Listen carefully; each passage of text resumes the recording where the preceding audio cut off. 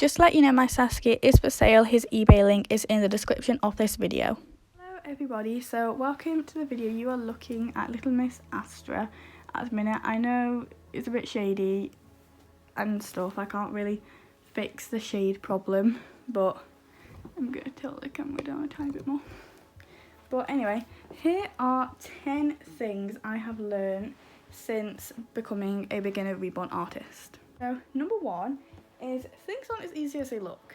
Now you may look at a baby, even the most simple type of baby, with not too much detail or anything like that, not like a prototype work, just bog standard Reborn, and think, that's easy, I can do that.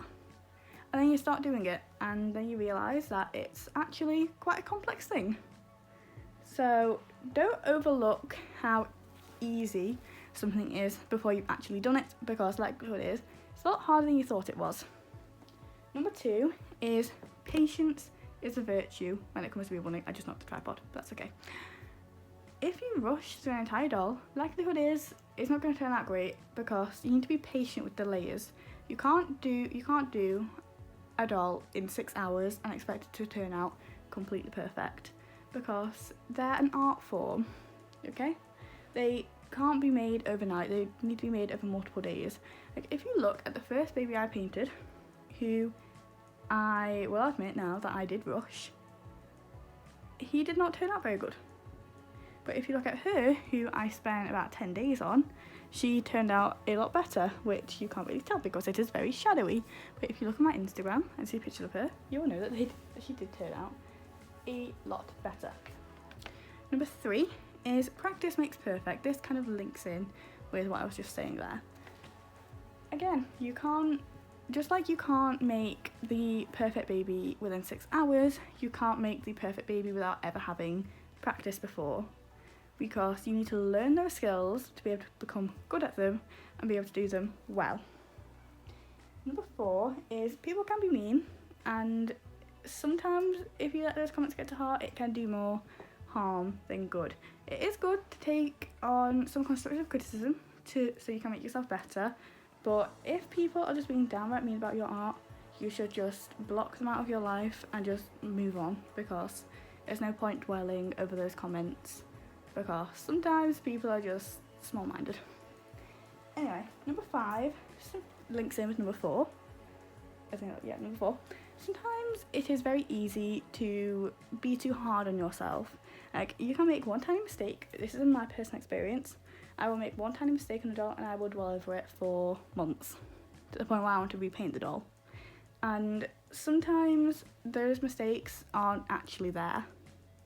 Sometimes they are inside your head. So don't criticise yourself too hardly, nothing good ever comes of it. Number six is you aren't going to be a prototype artist overnight. Like, some people are automatically quite good, but that's probably because they've done a lot of research and stuff. 99% of us aren't going to click our fingers and be incredible. And I know that's quite hard to hear. It's quite hard for me to listen to say, because I know it isn't true. By now, I wish it was. I wish we could all click our fingers and become amazing artists overnight. But it is an art form that takes a lot of practice to make perfect. And I'm still not perfect yet. I've been doing it for a year. Still not perfect yet. Anyway, number seven is tutorials can be very, very helpful. Now, you can't learn everything from tutorials. Sometimes you have to experiment a little yourself and then carry on with those experiments until you get to a point where you feel like you're confident in your experiments. But tutorials can help you learn the skills, but you still need to build them yourself. But tutorials are helpful, so you can learn how other people do things and then apply them to your own art and make it a little bit better. Number eight is some steps are a lot harder than others, but this can also depend on the person. For example, one thing that I find quite easy is modelling. I seem to be able to get the colour quite well, and I seem to be able to get enough layers and the pattern quite nice, in my personal opinion. I know it's a bit biased, but my personal opinion. But skin tone is something that I tend to struggle with a lot, and I can never seem to get dark enough. or